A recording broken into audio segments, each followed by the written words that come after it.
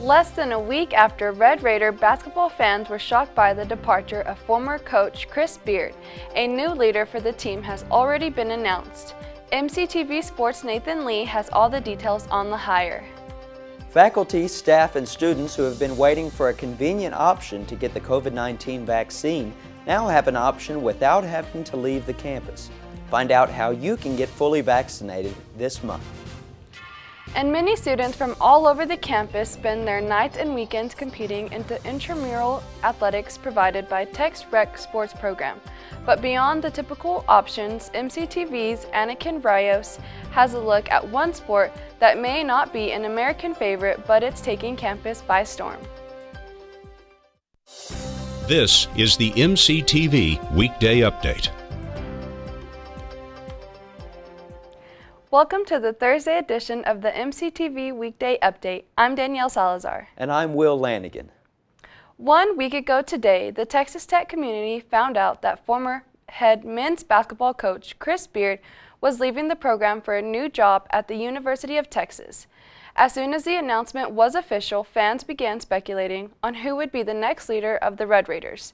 And on Monday night, the speculation ended after athletic director Kirby Hocutt announced Beard's successor on Twitter. MCTV Sports' Nathan Lee joins us now in studio with details on the hire. Nathan? Thanks, Danielle. Chris Beard may have left for the Longhorns, but his top assistant Mark Adams will try to keep the Red Raiders' recent success alive. We are all here today as a Red Raider nation, and today we say, burn the boats.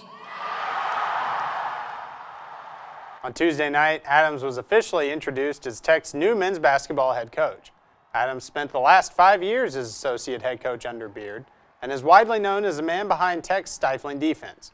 Adams, a Texas Tech alumnus, has been a head coach for 23 seasons at different levels of college basketball, most recently at Howard College in Big Spring, Texas from 2004 to 2013, where he won an NJCAA National Championship and Coach of the Year in 2010. Almost every one of Adams' stops as head or assistant coach have been in West Texas. God blessed me to be in a profession that I truly love. Be able to coach basketball, and it has been a wonderful journey for me. I love the game of basketball, but I also love West Texas, and I love Texas Tech. As Hocutt announced Adams as a head coach on Monday, Kyler Edwards and Kevin McCullough both announced on Twitter they would return to Texas Tech.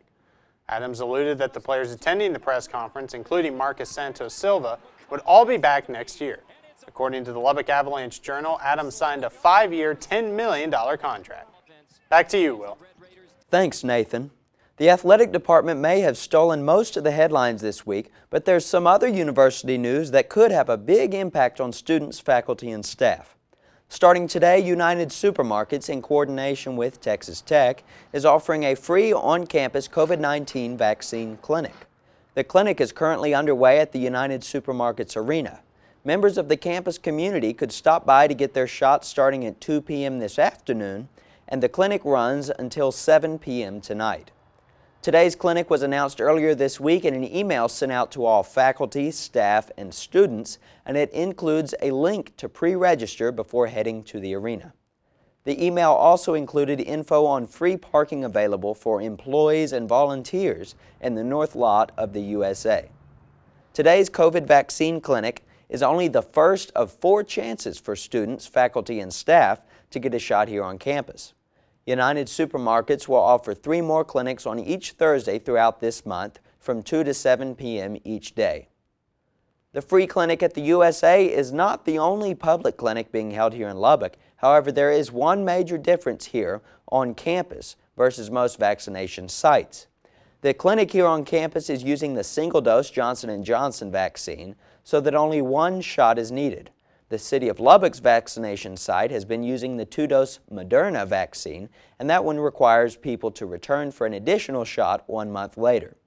Those receiving their shot during the clinic at the USA will be considered fully vaccinated 2 weeks after they receive the single injection of the vaccine.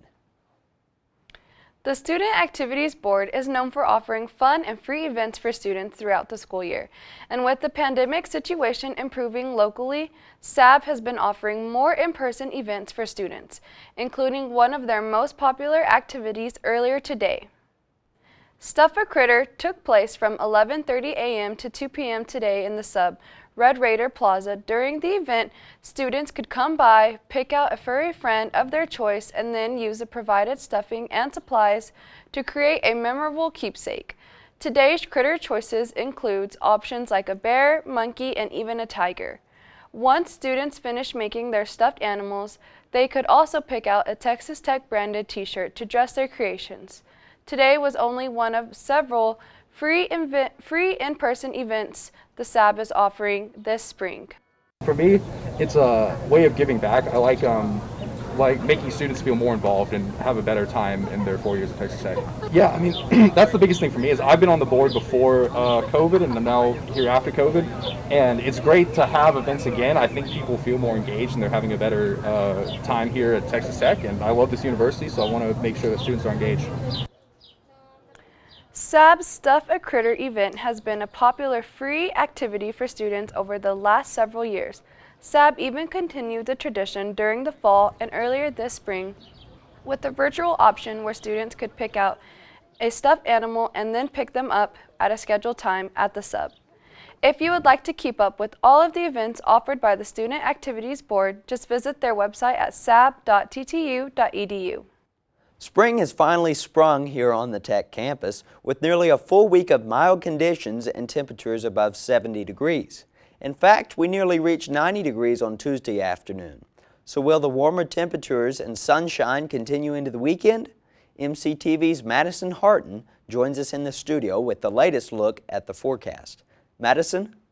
Thanks, Will. Well, good news, Texas Tech. I think it is finally safe to say that the winter conditions are officially behind us and spring is sprung here on the South Plains. Along with the abundant sunshine and gorgeous weather we're going to be experiencing here on the South Plains, there is one thing in our forecast coming up, and that is wind. And we'll be talking about that later for our Friday forecast. For today, let's enjoy the sunshine while we still have it. This beautiful sunshine you can see, there's a few wispy clouds in the upper atmosphere gracing the horizon over there, but for the most part, the sun is shining and it is beautiful outside. Our high temperature for the day climbed all the way up to 85 degrees with sunny and warm conditions and a southeasterly wind coming at 10 to 15 miles per hour. For this evening, the wind is going to start to shift coming from the southwest at 10 to 15 miles per hour with some partly cloudy skies and a little bit of cooler weather coming through the area with a low temperature dropping down to 54 degrees. Now, looking at the South Plains as a whole for this evening, we are going to start to see the wind and the cloud cover start to come through the area, with our coolest temperatures being out at the northwest of us at Dimmitt and Muleshoe, dropping back down into the 40s in those areas. For the South Plains as a whole, looking into tomorrow, we're going to be seeing warm temperatures again climbing up into the 70s and 80s. Friona out there getting at 78 and Aspermont here at 88 degrees. So we are very, very close to officially hitting 90 here on the South Plains, but we're just not quite there yet. Maybe for tomorrow we will be seeing 90-degree temperatures here. For our cooler temperatures for tomorrow as we start to move into later in the day, out at Aspermont 46 degrees and out at Friona they are going to be just above freezing at 33 degrees, but don't worry, we don't have any more snowmageddons coming into the area like we had a few months ago. I think it's finally safe to say that winter is officially behind us. Bringing it back into Lubbock locally, we can see that for Friday we have a high temperature of 84 degrees, a low temperature of 43, and a northwesterly wind coming at 20 to 30 miles per hour. So I know we're all enjoying this warm weather and abundant sunshine, but here on the South Plains in the spring, we are going to be experiencing some gusty wind. For that day, we could have winds as high as 40 miles per hour as gusts for that day. So just remember, hang on to your hats for that day and watch out for any dust that the wind might pick up. For Saturday, the wind has left the area with a high temperature of 75, a low of 49, and a northeasterly wind coming at 5 to 10 miles per hour, and you really can't get a more beautiful spring day than Saturday with the abundant sunshine and low, cooler temperatures. Now for Sunday, we're going to have a sunny Sunday with a high of 87 degrees, a low of 47, and a southwesterly wind coming at 10 to 15 miles per hour. So despite the windy conditions on Friday, Saturday and Sunday are supposed to be beautiful out here on the South Plains. So definitely get out there and get some sunshine and enjoy this nice weather while we still have it before the summer hits. I know I'm going to be enjoying it. For MCTV Weather, I'm Madison Hartin. Back to you, Will. Thanks, Madison. Texas Tech's Rec Sports program has been providing athletic options for students throughout the school year. Participants can choose from classics like tennis to popular new sports such as pickleball. But as MCTV's Anakin Rios shows us, there's also one option available to students that may not be as well known in the U.S., but is hugely popular overseas. Thanks, guys. Well, I'm here at the West Rec Turf Fields here in Lubbock to get an in-depth look at an uncanny sport known as rugby.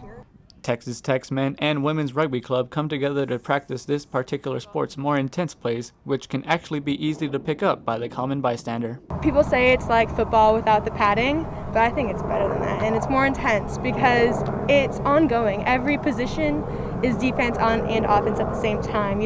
And everyone kind of just, you have to be good at a little bit of everything, and I think that's what makes it so special because anyone can play. While rugby may be simple to get the hang of, the backbone of the sport is the strong bond of the players. Rugby, we have to work together as a team. If you're not working together as a team, then the game doesn't work. So when you all work together as a team and you can yell at each other and you can fight with each other, but then at the end of the day, you come together to get one thing done, and that's to win the game or to play the game.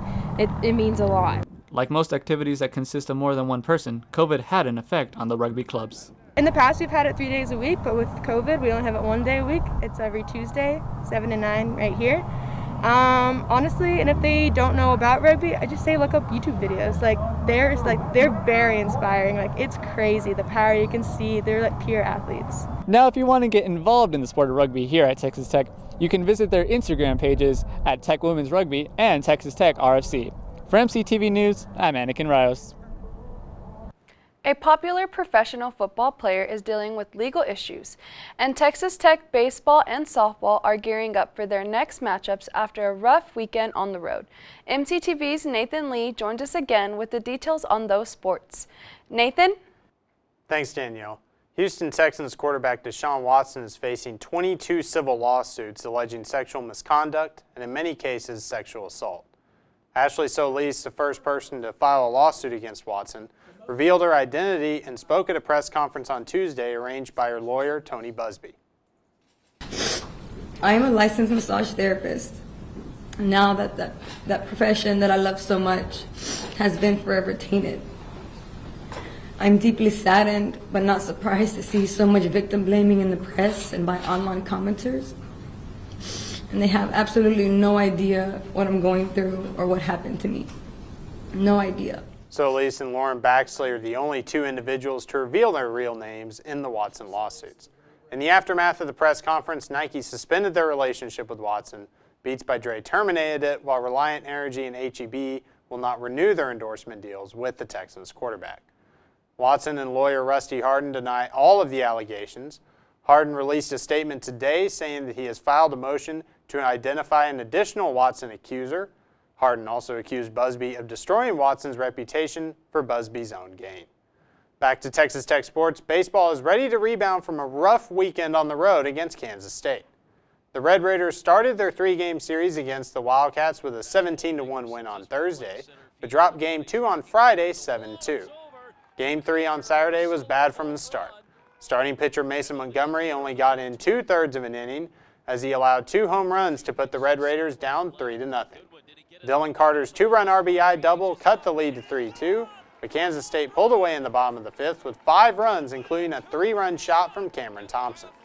Kansas State will go on to win 10-4, and it is the first time Tech has lost back-to-back games since an 0-3 start to the season. The number 8 Red Raiders will have a tall task ahead of them this weekend against the 10th-ranked TCU Horned Frogs. Dan Law Field at Rip Griffin Park will host the top 10 matchup starting Friday at 6:30 p.m. TV coverage will be on Big 12 Now on ESPN+. Texas Tech softball also had a rough weekend, getting swept by number 7 Texas in Austin. Texas Tech lost 5-0 and 10-1 on Thursday and Friday, but led for most of the game on Saturday. Tech got up 1-0 in the first inning with the help of a Texas error and a Carly Hamilton ground-out RBI, but they couldn't keep the Longhorns out of it forever. The Red Raiders only allowed 2 hits through the first 4 innings, but Texas came alive with 3 hits, the last run a 2-run RBI double in the 5th. Texas would win 2-1 to pull off the sweep. Tech is on a 6-game losing streak going back to the previous series against Baylor, and they'll try to break it against number 12 Oklahoma State in Lubbock at Rocky Johnson Field. The series starts on Friday at 6 p.m., and TV coverage will be on Big 12 Now on ESPN+. That's all for sports. Back to you, Danielle. Thanks, Nathan. So Will, are you planning to cheer on the Red Raider or softball or baseball teams in person this weekend? Well, yes, I plan to make at least one baseball game. I've seen at least one game of every series they've played here in Lubbock so far this year. How about you? I'm definitely going to try and make it out this weekend. Well, that's all for today's edition for the MCTV Weekday Update.